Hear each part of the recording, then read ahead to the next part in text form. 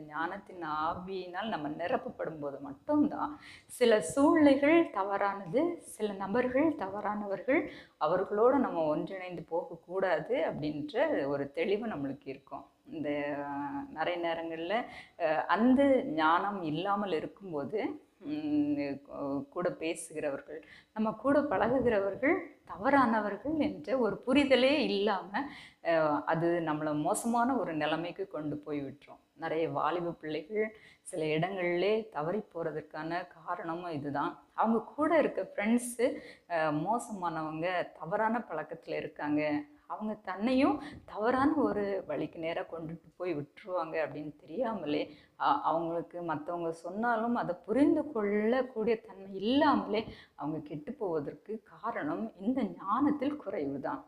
அதனால் ஒவ்வொருவரும் கர்த்தரிடத்திலிருந்து இந்த ஞானத்தை நம்ம பெற்றுக்கொள்ளணும்.